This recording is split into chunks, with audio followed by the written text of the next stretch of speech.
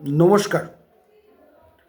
একটা আইডি থেকে কোশ্চেন এসছে, লিটল মোর নলেজ আইডি থেকে এসছে।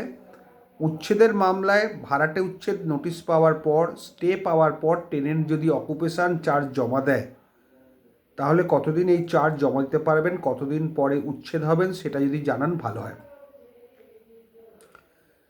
লিটল মোর নলেজ থেকে যিনি কোশ্চেনটি করেছেন তাকে বলি, আপনি কিন্তু টোটাল ব্যাপারটাই ঘেঁটে ফেলেছেন। অকুপেশন চার্জ এভিকশন নোটিশ দেওয়ার পর হয় না। অকুপেশন চার্জ হয় যখন টেনেন্ট হেরে যায়, তার এগেনস্টে অ্যাপিল করে হায়ার কোর্টে। সেই অ্যাপিলে যদি তিনি স্টে চান, লোয়ার কোর্টের ডিগ্রিকে যদি স্টে করাতে চান, স্টে অ্যাপ্লিকেশান করলে তখন অকুপেশন চার্জের কথা আসে ল্যান্ডলর্ড টেনেন্টের মামলার ক্ষেত্রে। এর আগে কোনো অকুপেশন চার্জের ব্যাপারই নেই। আরেকটা যেটা হয় সেটা হচ্ছে, আপনি যদি টেনেন্ট যদি অকুপেশন চার্জ নাই চায়, স্টে চাইলো না, তখন অকুপেশন চার্জ দেওয়ারও দরকার নেই। এটা হচ্ছে মূল বক্তব্য। এবার ধরুন টেনেন্ট চালাকি করে অ্যাপিলটা তাড়াতাড়ি শেষ করার চেষ্টা করলো without filing any stay order. এদিকে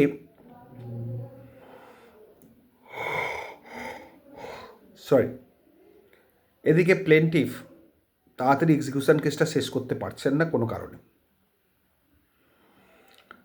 যতক্ষণ না পুলিশ যাচ্ছে এক্সিকিউশন হওয়ার পরে, বেলিফ যাওয়ার পরে, ততক্ষণ পর্যন্ত টেনেন্টের হাতে স্কোপ থাকে তাড়াতাড়ি অ্যাপিলটা শেষ করায়।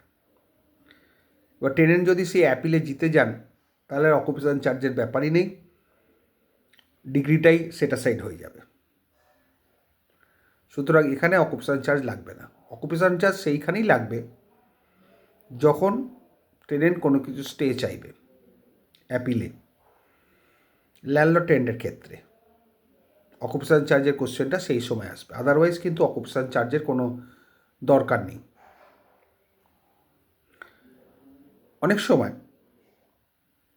টেনেন্সির মামলার ক্ষেত্রে, যেখানে টেনেন্ট অলরেডি 7-1 7-2 করে ভাড়া জমা দিচ্ছেন, সেখানে অনেক লয়ার আছেন যারা ল্যান্ডলর্ডকে বুঝিয়ে শুনিয়ে একটা অকুপেশন চার্জের অ্যাপ্লিকেশন ফাইল করে দেন ল্যান্ডলর্ড টেনেন্টের মামলায়।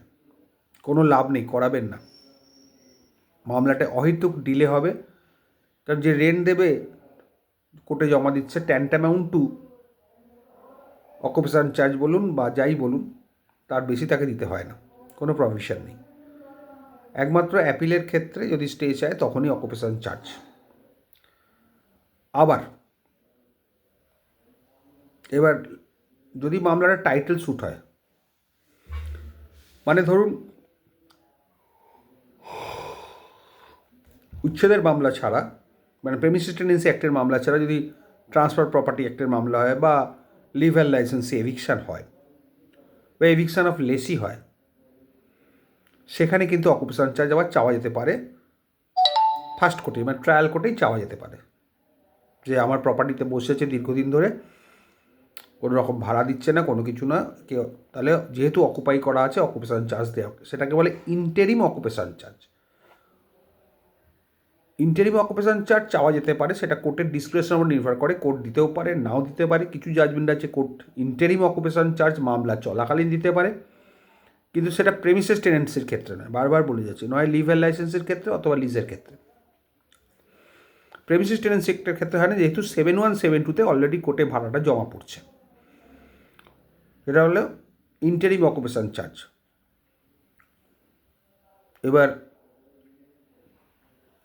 ধরুন টেনেন্ট মামলায় হেরে গেলেন, সেখানে অ্যাপিল করলেন, সেখানে অকুপেশন চার্জের ব্যাপার আসছে। আদারওয়াইজ যদি না তিনি, আজকে খুব টায়ার্ড, তাহলে অকুপেশন চার্জ আসবে না যদি না তিনি স্টে মুভ করেন। আশা করি বোঝাতে পারলাম। কারণ আপনি লিটল মোর নলেজ থেকে, যেটা আইডি থেকে এসছেন, আপনি টোটাল ব্যাপারটা গুলিয়ে ফেলেছেন। আপনাকে অনুরোধ করব আপনি ভিডিওগুলো আমার দেখুন, তাহলে কনফিউশনটা আপনার ক্লিয়ার হয়ে যাবে, ব্যাপারটা বুঝতে পারবেন। তাও আমি আপনাকে বুঝিয়ে দিলাম, বা এই ভিডিওতে যারা যারা অকুপেশন চার্জ নিয়ে কনফিউশনে আছেন তারাও আশা করি বুঝতে পারবেন। ভালো থাকবেন,